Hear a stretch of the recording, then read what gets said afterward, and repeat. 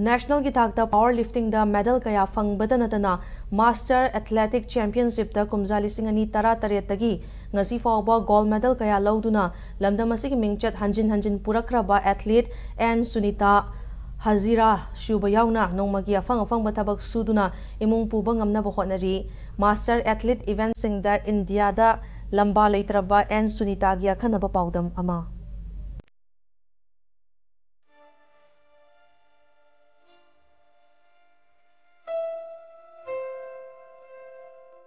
Haigang Kendra si Manipur leiriba Kendra Humphugi manungda khwaidagi chawkhatpa Kendra ama oiri. Kendra si gilerak khulak singi lambi sing koilasta pumlang langna thadi. Chief Minister ki Kendra si manung chanba khabam haibung makhongi lerik singsu koilasta pumlang langli. Adubu afaba ananba lambi asigi manakta kinthagada ngaiduna leiraba yum amada Manipuri nungchat kaya purukhraba athlete Ningombam Sunita amadi mahaki imung manung hingnabagi lanphamda awaba kaya mayoknari.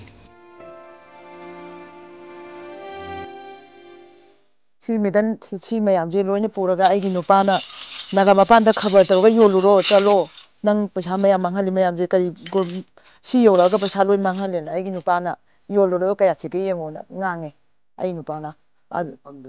phangaktabanina ado ai baba mai phangjani kaidoge mi imaleba kiju oire ade sakran su mai yengjer kani haina ju aina thajaba mi makhapona ai puraga mana paudam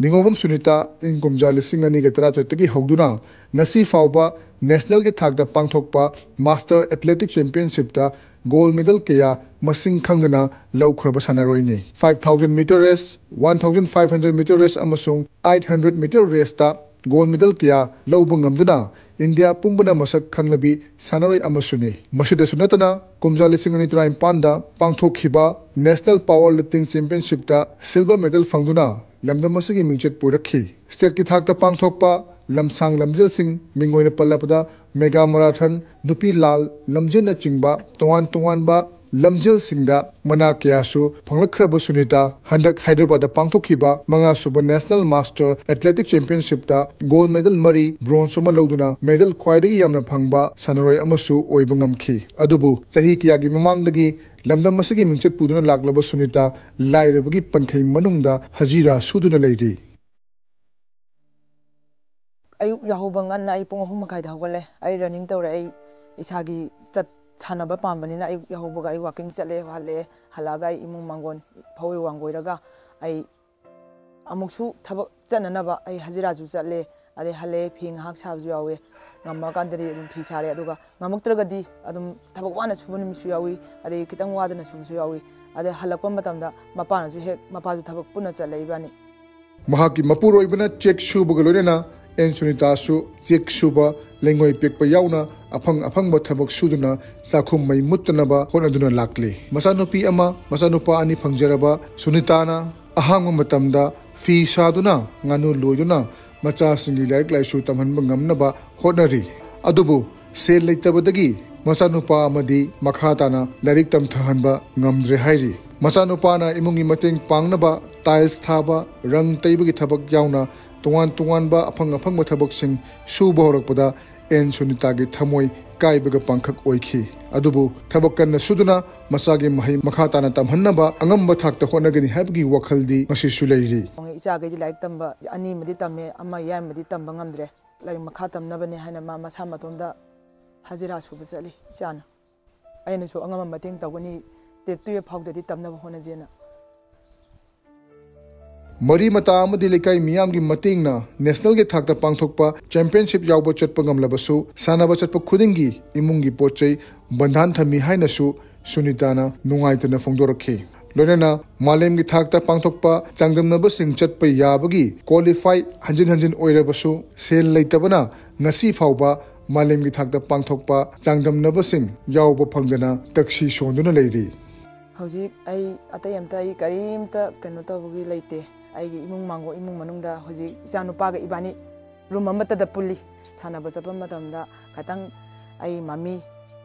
hayainuna aigi damakta di khara mateng tawire aduga aigi leiriba club manga mara pabidegi club tagi moi mayamna aibu ade lekai mak ursu ibung pa adegi leiriba idi isi ni mayamna aibu support tawiraga ai sanaba chatpa ngamakpani ꯁꯥꯟꯅꯕ ꯆꯠꯄꯗ ꯑꯩ ꯅꯦꯁꯅꯦꯜꯒꯤ ꯃꯌꯥꯝ ꯆꯠꯂꯦ ꯑꯗꯨꯕꯨ ꯏꯟꯇꯔꯅꯦꯁꯅꯦꯜꯒꯤ ꯍꯧꯖꯤꯛ ꯀꯩꯅꯣꯗ ꯐꯤꯂꯤꯄꯤꯟꯁꯇ ꯃꯃꯥꯡꯗ ꯁꯦꯂꯦꯛꯁꯟꯗꯤ ꯇꯧꯔꯛꯑꯕ ꯑꯗꯨꯒ ꯑꯩ ꯆꯠꯄ ꯉꯝꯍꯧꯗꯅ ꯂꯩꯍꯧꯔꯦ ꯏꯁꯥ ꯏꯊꯟꯗ ꯂꯩꯅꯥ ꯑꯣꯏꯔꯒ ꯂꯩꯍꯧꯔꯦ ꯑꯗꯒꯤ ꯑꯩ ꯍꯧꯖꯤꯛꯁꯨ ꯁꯦꯂꯦꯛꯁꯟ ꯇꯧꯔꯛꯑꯦ ꯑꯃꯨꯛ ꯆꯠꯅꯉꯥꯏꯒꯤ ꯄꯩꯁꯥ ꯑꯦꯔꯦꯟꯖ ꯇꯧꯔꯣꯅ ꯍꯥꯏꯔꯛꯑꯦ ꯑꯗꯨ ꯇꯧꯔꯛꯄꯁꯦ ꯑꯩ ꯏꯟꯇꯔꯅꯦꯁꯅꯦꯜ ꯐꯥꯎꯁꯦ ꯑꯩ ꯆꯠꯄ ꯉꯝꯒꯗ꯭ꯔꯥ ꯍꯥꯏꯕꯁꯤꯐꯥꯎꯗꯤ ꯑꯩ ꯍꯧꯖꯤꯛ ꯊꯋꯥꯏ ꯋꯥꯕ ꯍꯧꯔꯦ ꯏꯟꯇꯔꯅꯦꯁꯅꯦꯜꯒꯤ ꯆꯠꯂꯒ ꯃꯄꯥꯟ ꯂꯝꯒꯤ ꯃꯤꯁꯤꯡꯗ ꯍꯥꯏꯕꯗꯤ ꯃꯅꯤꯄꯨꯔꯒꯤ ꯃꯤꯁꯤꯅ ꯑꯁꯨꯛꯀꯤ ꯃꯇꯤꯛ ꯃꯊꯧꯅꯥ ꯃꯔꯤꯡꯖꯦꯜ ꯂꯩ ꯍꯥꯏꯕꯗꯣ ꯑꯗꯨꯗꯤ ꯑꯩ ꯑꯉꯝꯕ ꯊꯥꯛꯇ ꯑꯩ ꯎꯠꯂꯒ ꯑꯩ ꯑꯃꯨꯛꯇꯪꯗꯤ ꯂꯧꯕ ꯉꯝꯒꯗ꯭ꯔꯥ ꯍꯥꯏꯅ ꯑꯩ ꯈꯟꯖꯩ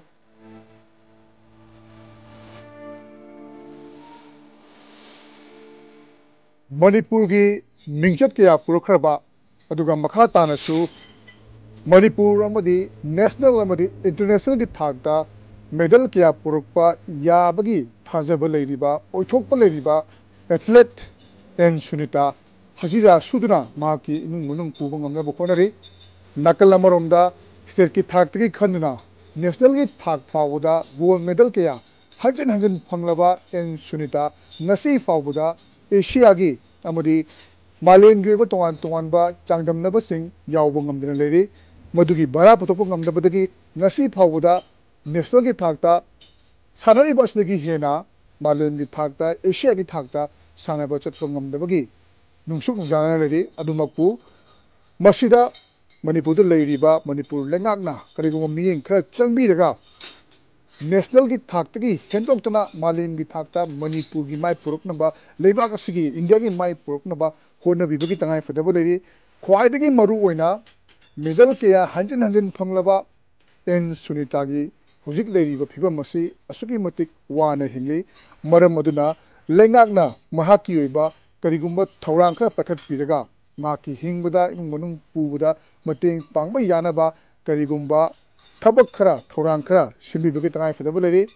नत्रबदी मणिपुर द होकलिबा सानरोय सिंगना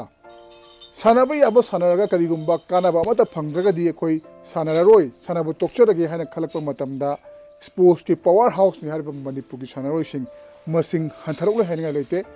मरम अदुना हिरम मसिदा लेंगाकना